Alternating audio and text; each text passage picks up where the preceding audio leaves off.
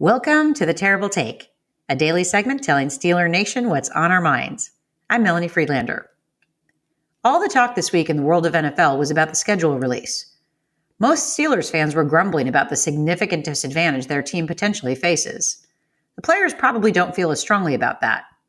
As defensive team captain Cam Hayward mentioned in his podcast a few days ago, they've known who the opponents were for a while, so the order doesn't really make a difference to him.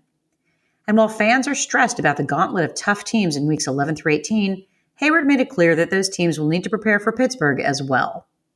There is one thing that Hayward and the fans can agree on, though, and that is the ever-increasing cost of watching NFL games from home. It used to be enough to have access to cable or satellite TV that provided access to the four major networks: CBS, NBC, ABC, and Fox. That is no longer the case, as streaming services like Amazon Prime, Peacock, and now Netflix have entered the game. The reason is clear. The NFL doesn't ever miss a chance to make a fat profit, and the more broadcast deals they make, the faster the money rolls in.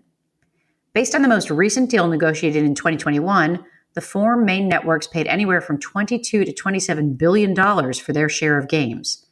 The YouTube Sunday Ticket deal brought in another $14 billion, and Amazon added over $13 billion, totaling more than $125 billion in revenue.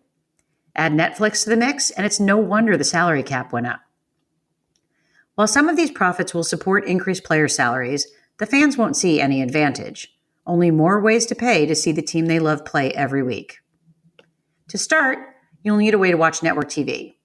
A good antenna on the roof might do the trick, but if you're not handy, you'll need to pay for cable, satellite, or streaming to get the regular season broadcasts. If you don't live in the Pittsburgh area, add NFL Sunday Ticket to the tune of $449 a year. For the 15 Thursday night games, one on Black Friday plus one wildcard weekend game, you'll need Amazon Prime Video at $8.99 a month. For the Christmas Day games, tack on a Netflix subscription starting at $6.99 a month with ads, but only for a single user. And then there's Peacock, which will have exclusive rights for the Week 1 game from Brazil and one wildcard weekend game for another $5.99 a month. For those working their calculators, you'll see a price tag of $522 plus tax if you only use Peacock and Netflix for the months you need to, plus whatever you're paying for the local network broadcasts. If you live in the market where your team plays, at least you'll get a break. The games shown on Netflix and Peacock will still air on network television, so you just need to cover the regular Sunday games and Thursday night football. I'm old enough to remember the days before cable and streaming, and I'm certainly not interested in returning to that time where local networks were the only way to watch football games. But for a league that boasts revenue exceeding $20 billion per year, it would be refreshing to see the fans share in some of that surplus instead of just footing the bill every year. That's my take. You can follow me on Twitter @GirlSurgeon.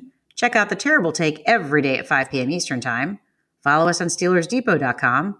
And check out The Terrible Podcast with Dave Bryan and Alex Kozora every Monday, Wednesday, and Friday.